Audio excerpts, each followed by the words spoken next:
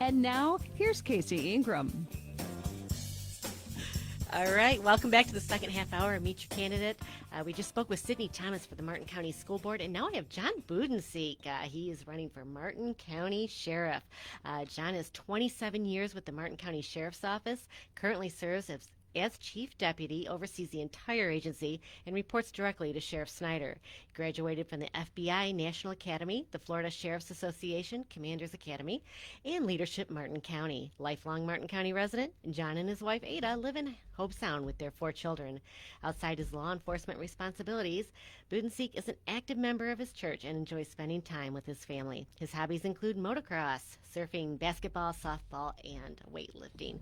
Welcome to my humble little studio, John. You've been in here before, and I appreciate having you back. There's a lot of wonderful things to talk about. I want to let everybody know these shows will be uploaded to my YouTube channel within 24 hours at the Casey Ingram Show.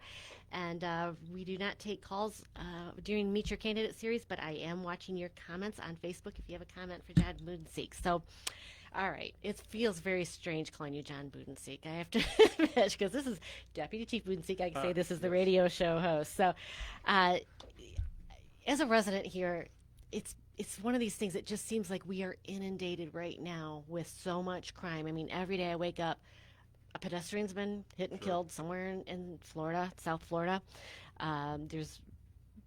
You guys just had a group of thieves that one of them ended up in the river and down off of Canner. One of them passed away. But I mean, there's crimes that just haven't seemed to been here in years past. They probably were, but it seems more.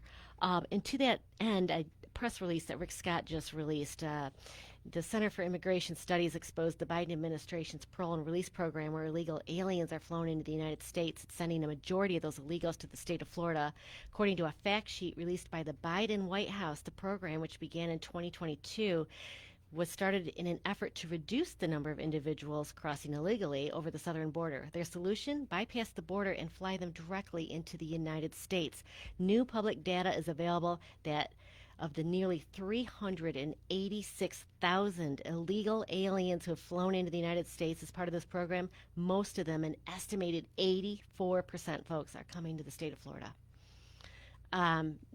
Deputy Chief Budensiek, I have to believe there's a correlation here to the rise in crime that it just feels like is happening to all these illegal aliens that Biden is flying into the state of Florida. I'm curious your thoughts. You're absolutely correct. You know, to kind of paint a picture, that's a balancing act for us at the Sheriff's Office to educate and let people know what's going on without scaring them to death and making it seem like they're living in an unsafe environment. In years past, there was more local crime, there was more violent crime that took place here in Martin County. You just didn't hear about it because there wasn't social media, and we did not talk to the public like we currently do.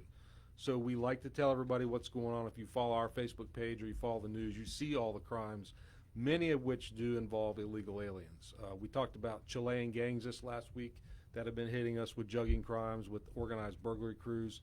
We talked about the border issues that we have here on our maritime borders with the Haitians coming across. We've been spending a lot of resources and energy out there. We have 14 serious offenders in our jail right now from the Mexican border that have done violent crimes here in Martin County. One of which, just to note, was an elderly female last year that was violently raped in her house by a random individual. He just picked her, went in her house in the middle of the night and raped her. Like the most horrific crime you would want, that scares everybody and should scare everybody, and it has happened here in Martin County. So we absolutely are feeling the pressure. That's why you see us out there pushing and saying we've got to fix this. We cannot continue to bring in people illegally. We have no way of tracking them back. When they commit a crime, we don't know who they are. We can put out bolos, be on the lookout, posters. We can put on Facebook, but if they don't belong here, they don't come from here, nobody recognizes them and they can't help us solve the crime. So there's all kinds of issues that surround this huge topic. Now, this is really something that you need really good leadership to try and control this here in Martin County, because there are so many crimes.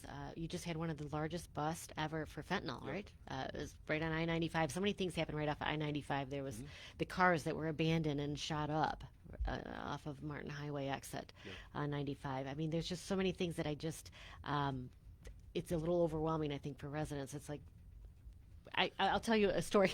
When Sheriff Snyder first ran, I think it was back in 2012, I didn't lock my door. he walked up. He's like, "Your doors are open." I was like, "Yeah, I felt so safe." It's not that way anymore, and it's not because of our law enforcement office. Thank God for you guys. Sure. You're out there busting these people, but it does seem like an influx. Well, if you remember back in 2012 when the sheriff took over, there was the pillowcase burglars. Yes. I don't know if you remember that. I do remember those. So we had not come out as a sheriff's office and said, public, be aware of this, because we didn't want to scare everybody. When we finally did come out, and it was the sheriff's decision as a leader, and started telling people and engaged the community solved those crimes for us. That's why you get so much information out of us, out of the sheriff's administration. If I win, it'll be out of my administration, because we are stronger together solving these crimes. So we're putting out information about fentanyl, border security, and let me go back to the border security. The sheriff and the sheriff as a whole has done the right thing, pushing back on different leaders. The president himself, he's pushed back on with border issues. We had the rapists that we had to release because Border Patrol would not hold them.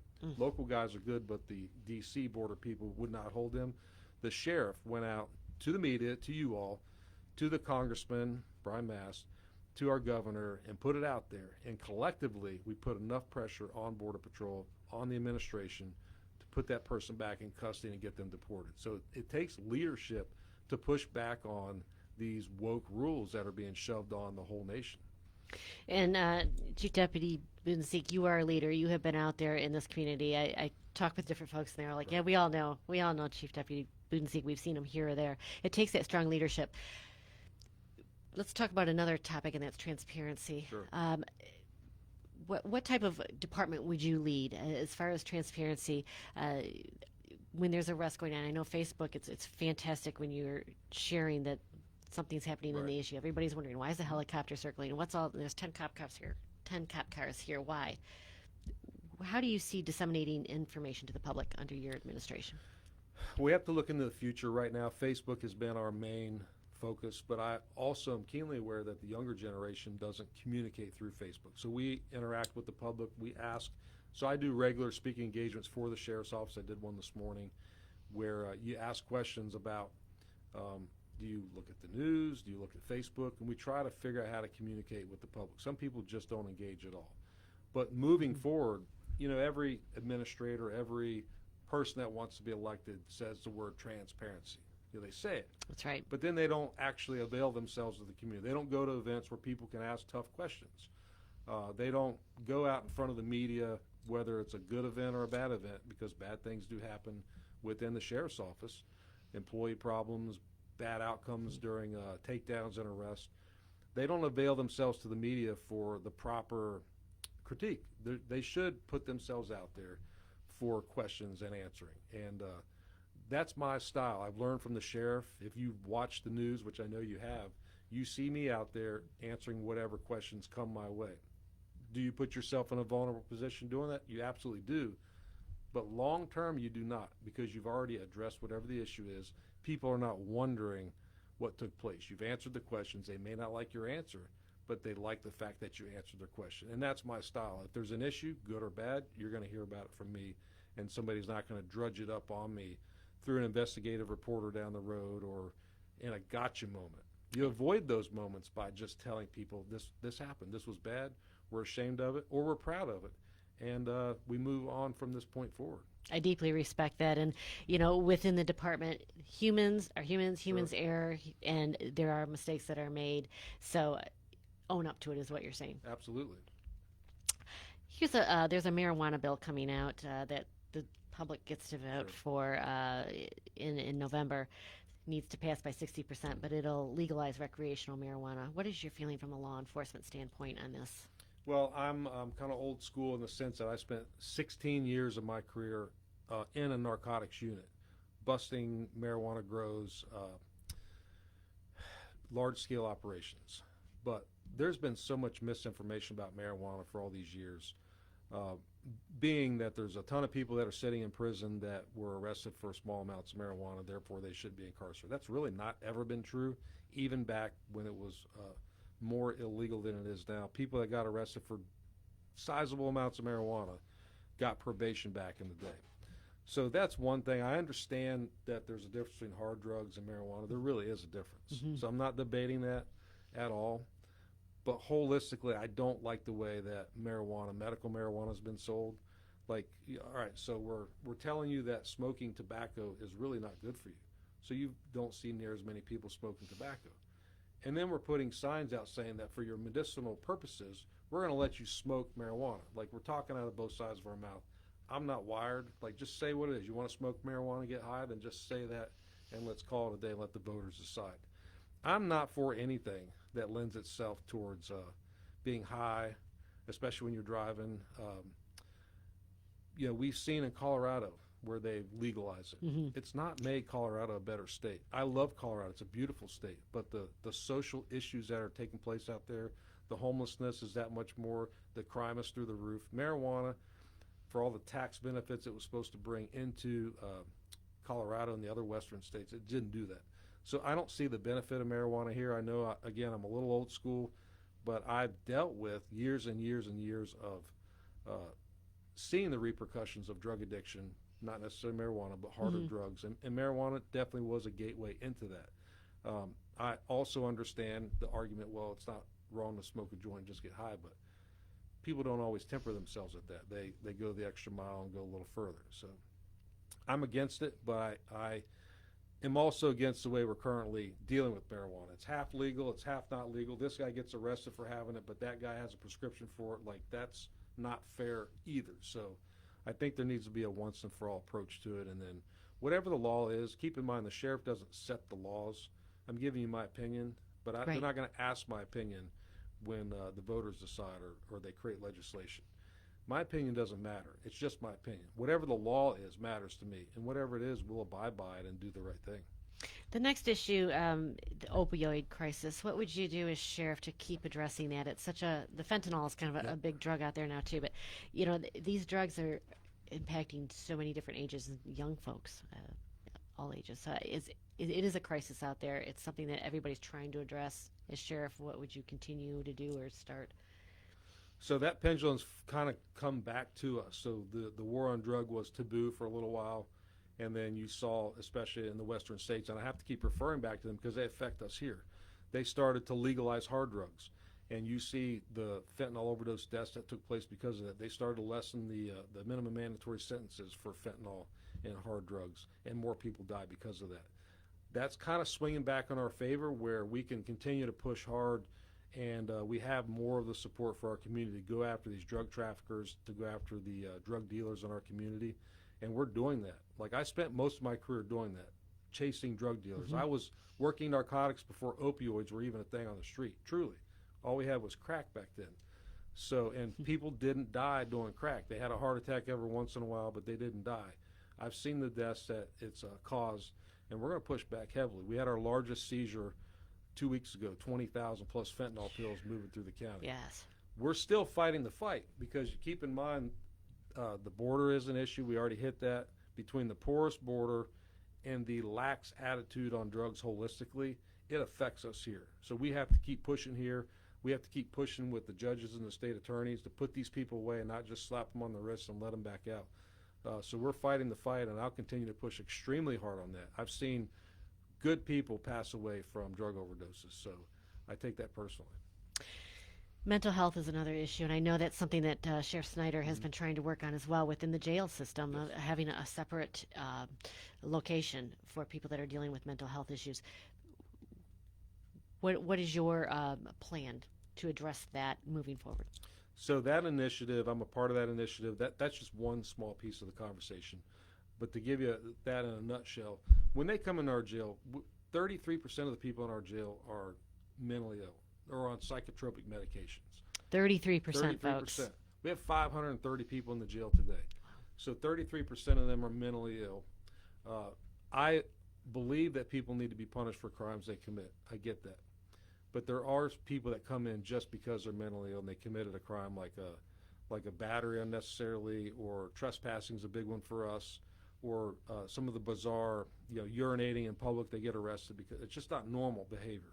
So they come into our jail and they end up sleeping on a cot with doors banging, lights on all the time, and they don't do what we intend for them to do. We want them to get better. We want them to get better, leave the jail, never come back to the jail. That doesn't happen. They come in the jail, they actually regress, then we turn them loose knowing they're going to come right back into our jail because they're not fixed. So what the sheriff's proposing, and I'm going to have to follow through with that, is a mental health pod within our jail. So we identify somebody that has a mental health issue. They're still getting punished, but they're coming in and we're rehabilitating them, getting them on the right course, and then we are following up with them as they leave our jail in hopes that they never come back, and we cut down on the recidivism. That's just one part of mental illness. The other part of that is what's alarming to me. We've had a suicide a week, every single week here in Martin County since the beginning of the year. Wow. Those are alarming numbers for us. So we're going around, law enforcement's left to deal with the fallout of mental illness. But really, mental illness is about identifying a loved one in need, identifying your family members, and helping them get on track and stay on track before they intersect with us. So we're pushing hard on that front. On the backside, we're pushing hard on the facility. But in the middle, we're fighting the fight daily, Baker acting people, responding to suicides. And again, you think of suicides like it happened in the hood, whatever the hood is. That's not true. The last one we had was in Sewell's Point. Like, we get high end, low end, it doesn't matter. Mental illness is affecting a lot of people across the board.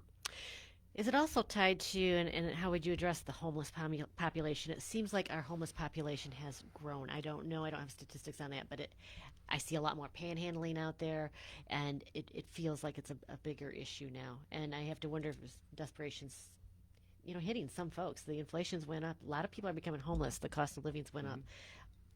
At the end of the day, when it comes to law and order, it all falls on your shoulders. Yes. So there's several different drivers that are going with the homeless people, the homeless population, which is extremely concerning to us. There's a lot of bad people that are coming to this area that are homeless, that are wanted from other jurisdictions. Those other jurisdictions won't extradite them back. They have burglary warrants, drug warrants. We've had some sexual crimes. We have people living in the woods that are sexual offenders that we try to keep track of. We've had 2 homicides associated with homeless people. It's an issue for us, and you're absolutely right. We're seeing more and more. A couple drivers that are taking place. South Florida, for the past few years, several years, has been a destination place for sober homes and rehabs. You go around the whole country, and they advertise South Florida, go there, get help, right? Well, what happens when you run out of money or your insurance won't carry you anymore? Those people that care so much about your well-being, they're going to get you right, they kick you out of the sober homes. You're homeless at that point. That's one of the major drivers for our homeless population right now in Florida and in Martin County. While we don't have a lot of sober homes here and we push back on them, they are in Palm Beach County, they are in Broward County, and they work their way, the homeless people get kicked out, and they work their way to us. Florida is also just a nice place to be, so people come here because it's easy to live here and be homeless. We don't have the inclement weather like freezing temperatures and things you have up north. It's not illegal to be homeless, but there are things that are illegal to do. You can't just post up on somebody's land. So our COP unit, we have a whole unit right now that we've dedicated to dealing with homeless issues. So we're going around, if they're a problem, we are arresting some of them, which creates a problem in the jail for us at some point, but we're arresting some of them that we can arrest. We're trespassing them from properties that they don't belong on. We've gone up and down US 1 and gotten trespass authorization from Department of Transportation, DOT, where people can't stand in the median and panhandle. So you don't see that as much as we were seeing there for a while. Is that allowed ever here in Martin County? Not I see now. quite a bit of, okay. Not now, but that was a whole work in progress with the county, with DOT. They've allowed us to keep people out of the intersections. But now what you've seen them do is kind of ease back into Publix parking lot. And so we have to go to Publix and say, hey, can we have trespass authorization to run them out of your parking lot? So it's a constant battle of moving people around. We're doing our best right now, though, to relocate them back to where they came from. So we're working with a lot of our nonprofits here who are doing very well, helping us, vetting out the ones that need help. You alluded to it. There are some people here that have just not got the money to survive. Mm-hmm. The nonprofits have done a good job coming behind and helping those people out. But there's rules attached to that. No substance abuse. You've got to get a job or show that you're trying to get. There's rules to help these people get better. And so we encourage that. We discourage in any form or fashion ever handing cash or money to a homeless person. Speaking of sober home, there is a large one being proposed in the city of Stuart that Sheriff Snyder was going to speak, and I think it was tabled to another meeting. I assume you're following in the same vein of Sheriff Snyder. That I think that's going to be one of the largest ones in the state. It isn't just a few person sober home. That's what I heard about it. So Yes. these are all issues that we really affect each and Sure. every one of us every day. Tell us a little. I'm going to step back 1 second here and just say, John Budensiek, where all have you worked in the sheriff's department? Tell us about your experience that's brought you here today running for sheriff. Well, I'm a lifetime Martin County resident, so I grew up under Sheriff Holt, and he was a hero from Hope Sound, where I'm from. And then fast forwarding into when I became 19. Well, let me go to 18 years old. 18 years old back then was a different time, where if you were interested in law enforcement, they would actually allow you to do undercover drug buys for the narcotics unit if you fit what they were looking for. And I did that before I was even a deputy. Wow. I did undercover drug buys. I did a lot of ride-alongs, especially in Indiantown. Indiantown was a different world back then. It was extremely busy and violent. I remember riding with a sergeant, and a guy ran from me. He was an older sergeant. And I'm like, I can catch that guy for you. And he's like, have at it. So I ran him down. My first foot chase, I was a civilian. I ran this guy down, burglar, and slammed him, and they arrested him. So I started doing that, and then had to be 19 to go to the academy. Went to the academy. Sheriff Crowder hired me at 19 years old, which I was too young to be a deputy, quite frankly, but I wouldn't change a thing. I was put in Jensen Beach for 2 years. Jensen, again, was also a different place. Most of Jensen back then were older trailer parks, mobile home parks. A lot of drugs, a lot of alcohol, a lot of fights, a lot of issues, and busy zone. Enjoyed every minute of it. But as I alluded to earlier, my passion really was drugs, because I'd done that a little bit before. On road patrol, I made a couple hundred drug arrests. So I went in the narcotics unit and then spent the next 16 years working in there. As a sergeant, I got promoted to a sergeant after 5 years in there, and then I did 7 more years as a sergeant running the unit doing mid-level drug investigations, which some of them did go to the border. Street-level drug investigations. We really did clean up Martin County back then. There's some neighborhoods you used to not be able to drive through that we cleaned up, and I'm proud of it. Like some of our new deputies have no idea that they were even bad places, which we're proud of that. When Sheriff Snyder came back in, he said, not for nothing, but you've had a really good run. Keep in mind, he was my captain before, then he was my major, and I enjoyed doing what I was doing. I love being a detective. I love being a boots-on-the-ground sergeant. But when he came back in as sheriff, he's like, I'm glad you had a good ride, but you have more potential than that. And he promoted me to the lieutenant of special operations. So I ran narcotics also, SWAT, Marine, Canine, and Aviation. Wow. And I did that for a couple years as a lieutenant. Then I moved over to the hardest job, really, as in law enforcement, to the captain of road patrol. And you're handling all operations. Anytime you dial 911, road patrol response. Okay. Like they're what you think of when you think of a deputy. Okay. Lots of people coming and going. It's the largest command. I ran that for 5 years. Then I went back to special operations as a captain for 2 years, and then I got promoted to the Department of Law Enforcement major, running everybody that carried a gun. So that's all detectives, all the things I just mentioned, school resource, COP, all 330 or so law enforcement officers. I did that for a couple years, and then about 2.5 years ago, our chief deputy stepped aside. He retired, great chief deputy, stepped aside, and I was promoted to the sheriff's undersheriff. And as part of that, I had all the law enforcement side, then the corrections side, which I've never worked in corrections, so I had that. They're under me also, and then the Department of Administration. So for the last 2.5 years, I've had everybody except for the sheriff. So that's my career in a nutshell. I've enjoyed every single minute of it. It's an impressive career in a nutshell, and it shows that you have your tentacles in really every portion of the sheriff's department, and it's going to take a strong leader. This is a very large organization with a very large budget. How many employees are there? 630 total. That includes sworn, Department of Corrections, and then our civilian staff. So as you can tell, it takes a real leader to be able to keep everybody moving in the right direction. The budget, let's talk about that a little bit. It only grows, right, in law enforcement. We're at $100 million right now. It's a lot of money. We're a wealthy county. We're a growing county. One of the drivers of our budget is salaries. 85% of our budget. You know, you look at our helicopter and our cars that we drive and we think, oh, these guys are way outspending themselves. That's really not where the money's going. The money's going to salaries and benefits of our 630 employees. It's a lot of money to run that operation. We have to be competitive. We have Palm Beach County that makes so much more money than us. we lose good employees to Palm Beach County. So we've had to negotiate with our union to get more and more money for our people. And we want them to be able to survive. But even with the salaries they make, most of our employees now live in Port St. Lucie because they can't afford to live in Martin County, which drives me crazy because I want our employees to live where they work. That's something that I'm working on, by the way, with some local developers. We talked through low-income housing, not necessarily low-income, but affordable housing for our workforce. So that's a whole nother conversation. But our budget is a big deal. We have pre-negotiated COLAs, cost of living increases for our deputies. When you have a $100 million budget, you can do the simple math. It's $3 million more automatically.